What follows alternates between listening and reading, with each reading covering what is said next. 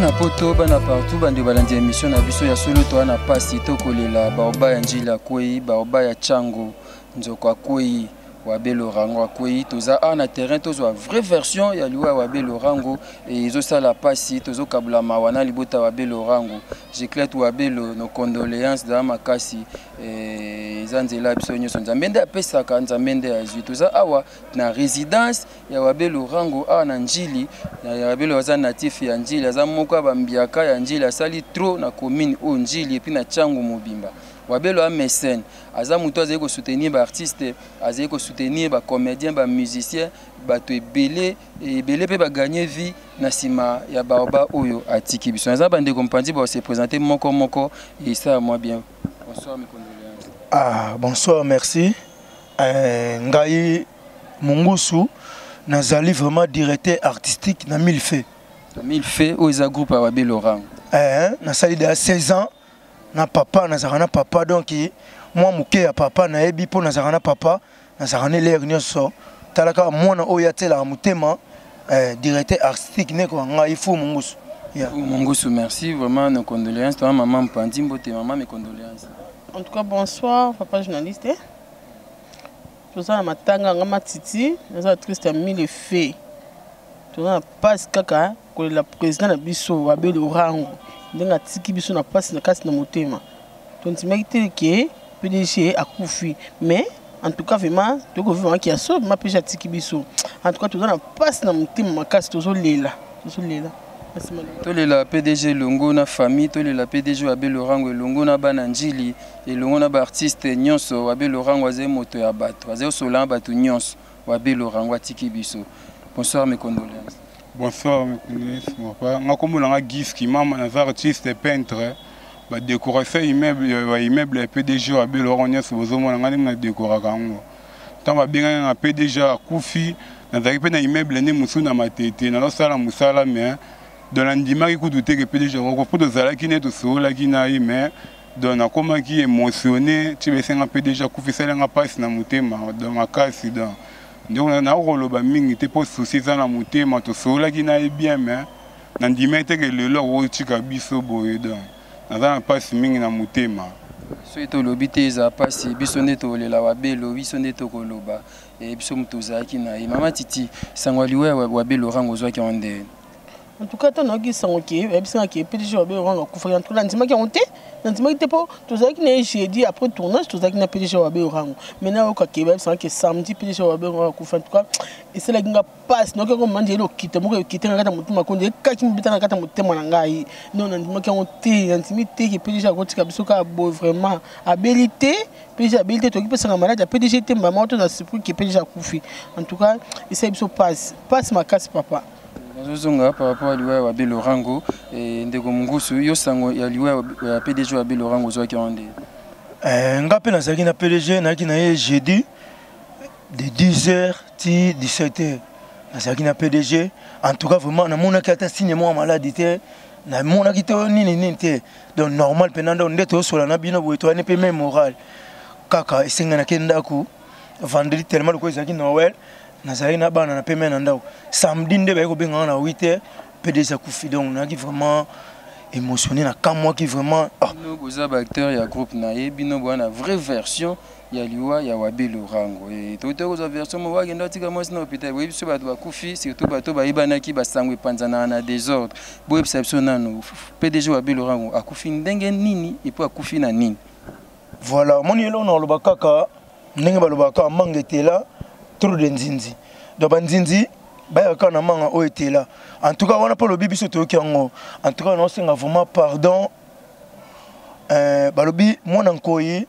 azan koyi ata lelo PDG Wabé Loza souté bana ni bazali bana ne pe baza bankoyi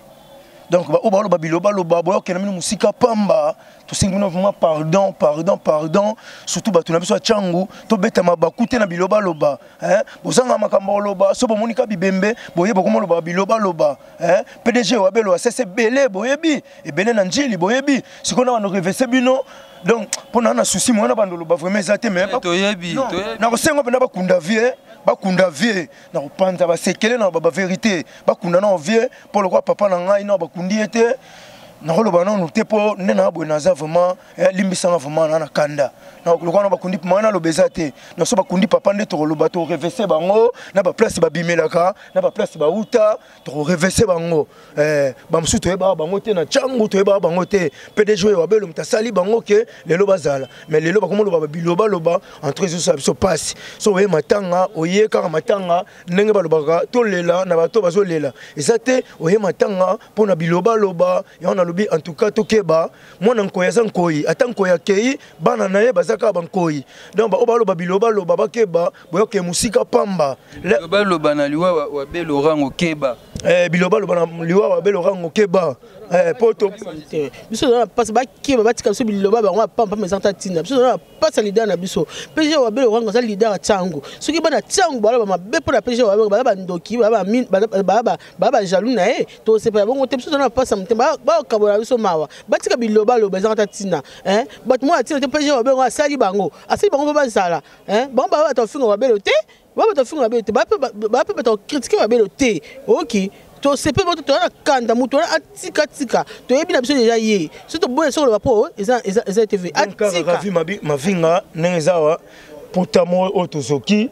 to yebi te soki potango etira luka mbula nini donc baoba akwei donc manager na biso o azanio sopo na biso PDG wabelo rango akoma papa na bino papa na biso ko lelo na bi telaka lelo obota mwana akola lokwa PDG wabelo bando salisa bato eza sus bozo bate chango batonga bazokende tozo suboso lokwa PDG wabelo rango wapi ya mutema malamu asaba makambu na ye combien de bateaux azuli ba chaîne na télévision afuta la bino mbongo sans intérêt sans bénéfice et le remonter à ça sabino et tant que bozaba na mabele na ye et tant que bozaba na mabele na ye bozo critiquer ngana ebisio que PDG wabelo rango akufaki vendredi ngana zalaki na PDG jeudi quand samedi to vendredi samedi pardon akufaki samedi ngana zalaki na vendredi vendredi ezate que o maladi moko boye to ba raison moko boye te quand nde balobaka liwa et ya ka lokwa muyibi tozo soano pe boye lobi to ko kabona pe biso ke munguso kufi eza makambo po to utala mabele to kozonga mabele ezate so muto akufi lelo muto mtako mateza boye za boye non akufi liwa eza mukolo nzambe yaye akeye sili eza nango te ke o makambo so ni te ya isa mna bongo te na comprendre to boya so batabilo baba za pusa ko kabola biso mawa kabola biso mawa za pusa lela la biso lela la biso to batika biso mabilo bala bango babilo bala bango batona kada poche na batambola na bango batambola na pasi so ki ko koma mbongo batambola na partout papa po mo ba to mabilo bala ba bilo bala na poche batambola ba kabola biso mane to lela mingi so su oloba o le PDG wabelo rango akei mille fait kufi mille fait kufate idolo botala biloko to boakeli bino papa tiki biso na deuxième épisode mais le quoi to vanda déjà na papa to sana maela papa déjà c'est kota biso voilà Etienne Tshisekedi a kufi IDP c'est kufi voilà nega e makambo eza biso ngataka na sali 16 ans na PDG donc maele wana surtout comprendre solo bozana émotion bozana passe na mutema mais programme ya bobse qui a PDG wa Bilorango ezande bon programme wana ezali to l'exana nous mais ba fêter les canons après bongo to ta programme famille pe bazo fanda bazo solo là pour famille besoin ensemble et okolo banini c'est vrai aux amona na wabelo mais bana pe biologique baza loka ba giclette wabelo ba comment ba na monsieur Kiminga voilà quand ngo lobby honorable giclette Sikozali na osenga kaka liweza nzela ya bisonyos donc il maîtriser ça la kaka maîtriser ça là DG Brice wabelo bozaka calme Movu wabelo Jordano wabelo donc il maîtriser ça la kaka donc liwa ezanzela ya bisonyoso papa kei même makambo kei te idéologie pe kei te tozali bisonyoso ensemble toza même moral donc tozala ka ensemble liwa ezana onzela ya mutunos pona ngai rabi mavinga na monaka liwa eza quoi bilei moko so boy kolia na sani ba hotelo na makasa so boy na makasa ata na mabele donc eza mutu nyonso le kanzelango ata ba lo ba biloba yesu mo nzamba leka wana e bongo biso kutu yango wana vraiment mutu libanga zati biso sto kufa na biso papa mutu atika libanga ya samoyo azana ete liwa za njana biso nyonso ezate lo so muninga nzamba bengie nzamba zupema na ye ale kome bino nzemu na mnoko boye na bengi mutu boto lela wabele orango biso nyonso bana tango totika biloba lo ya mabe ya malamu teto na mawa to na passe to ba biloba lo yo pe okokufa biloba yo pe okufa yo tika libanga te o tika libanga te iti ko ba mabe pour la loi muninga eza bien te pe mutu ozo critiquer à niveau na ote à niveau na ote à niveau na tamukete ko kana ete pe aida yo mais o critiquer pour la ni pour abenga mokufi ezalaka te botika boato lela likamte to na pasi na olingato le ba mingi ko risquer ole ba makamsus o egozana esengote programme eza juste après ba fête mais jusque là matanga eza awa mutinyo sanga lela babelo aya awa avenir nini bon awa tozaka pona lelo mais matanga vraiment lobby et à partir à lobby to banozana kimbuta na kimbuta te na kiso comme kana kimbuta so tunika immeuble wabelo talaka mutu nyonso yebi immeuble wabelo a face ya école te Maxamba te école bon immeuble wabelo na kimbuta en face à Saint voilà ce que oye kimbuta otunika immeuble wabelo en face à Ndombe voilà les écoles hôtel Ndombe en face hôtel bien un peu école te en face hôtel Ndombe so comme kawa immeuble wabelo to bandana déjà lobby matanga to bando vandana de na kimbuta. Merci beaucoup. Je présente mes sincères condoléances à la famille des biologiques de Wabelo Rango et ils ont passé de matanga à partir à lobby et commis na Kimbuta en face ya hôtel Ndombe bisika tokozato lela bana njili bana changu parce que Wabelo azaki natif ya njili me changu mubimba Wabelo puis Kinshasa to loba Kinshasa général et azaki muto ya bato nzoko moko akoyi to lela Wabelo Rango azaki mutu oyo alingaki bato azaki ko kabato loba on clairement azaki kabelane mutu en plus to s'appelle sous na délégation poto au babi baroya délégation poto bakozala babengaki bakozala en tout cas PDG Wabelo Rango en tout cas zaki mutu malamu taka bana poto bandimi baya pona bakabula mawana PDG Wabelo bana pe ya Luanda ba babi bazanga te atako bakangi banzela mais bakudusula po baya kaka po tolela ilongo na bango en tout cas merci Ravi Mave. Merci beaucoup papa Mungusu Matiti merci tous ensemble tolela Wabelo na kimia lela na baye bazali ko lela sepela baye bazali ko sepela lokwa biso to kufeli Wabelo Rango akei tozo kabula mawa nande ko nyonso tozo lela na bango bomwe bande ko baza baike awa ya solo tango ezate na ebite nzo atami bale baloba mbote papa mote bobombo njilwa donc Wabelo aza grand frère moko to kolena ye depuis papa Sirope aza bena grand frère propre donc to yebi venir bani na 0 ti a komi na 2 3 4 ti a komi na 10 monsieur très social donc aza social ba initiative nezaki ya papa abandaki papa bandaki papa kei atiki vie tofana vie a évolué vie na ye donc akeba poto aye ti azwi ba initiative nyonso donc azaki vie moko donc c'est mon grand frère quoi donc aza social et puis a évolué vie na ye. Merci beaucoup. Je pense que vous avez compris. Bah, témoignage est belé. Ils ont vraiment belé, mais toi, on a choisi. Et moi, programme est que matang est sous awate. Kokuta na batnu c'est comme na Kimbuta. Immeuble Wabelo Rango na Kimbuta so yewana. Bisika to sa matanga. Bisika to la PDG Wabelo Rango. Merci. Nabino nyonso. Merci na Fiston Basende, Angèle Kinkela. Bandeko Msusobi papa. Bami balo du moko. Merci. Je m'appelle Kombolanga Roa Mathieu. Il y a Bible vraiment. Njilo Motolu oyo mabele mame. Donc ceux qui te lobi to loba to lila to yemba to fongola tina ba kati ya source ba Bible. C'était via ba nostalgie personnelle. Ba vie mené bazate, ba papa yemba bazate et ba songolo panga le belé bazate. Donc bango ceux qui l'ont a télé zoanga bien. S'il vous plaît, zoanga bien. Soko lobaka olobaka loba na bonza bonzambe soko lobaka loba na bonza ne papa Mobutu ande lobango mais moi to lobezate donc o akei prêtre ya ba prêtre ya ba prêtre ya ba prêtre parole na Bible na futi et bimama la jour à maman jour à bana jour ba songolo pakala donc ba nostalgie ce bongo zongo bien eza na batu nango eza pe na ba oyo ba yebi nzambe mais na o ba yebi satana ba yebi ngoti polo ba musicien bazoleka ba artiste bazoleka te ata ba artiste ba leki baloba bien na bonza mbongo babota makana ngoti baluka rango eleka bui kanga ngo po koma ya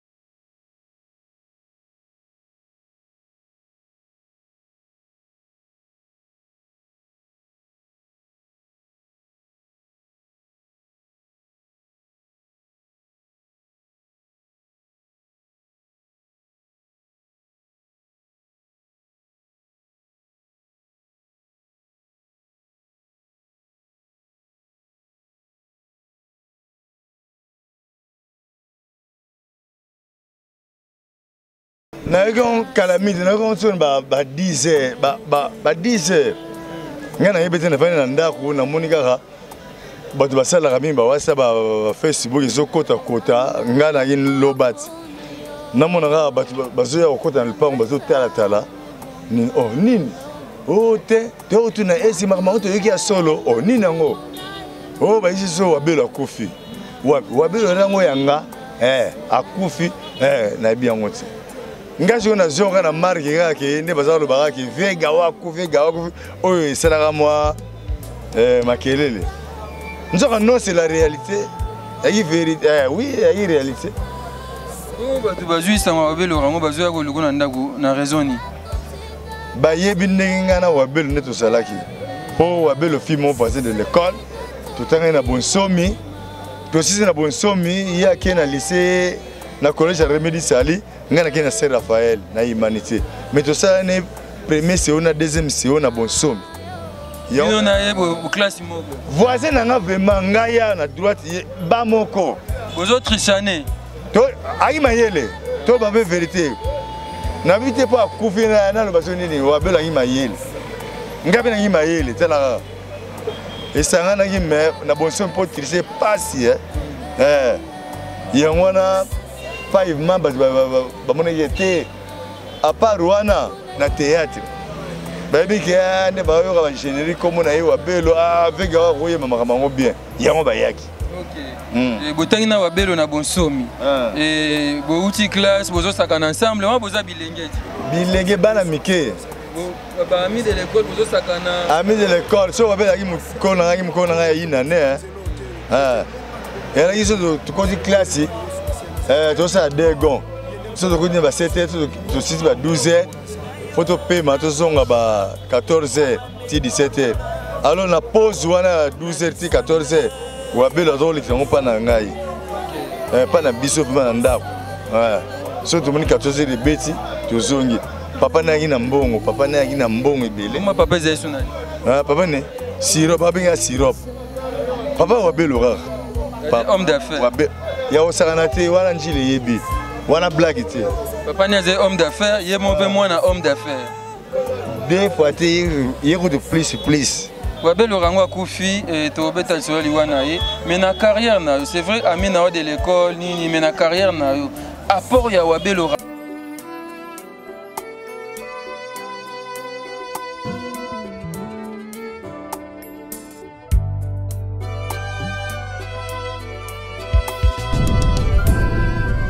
Le business a ses idées, FB International Agence a ses abonnés.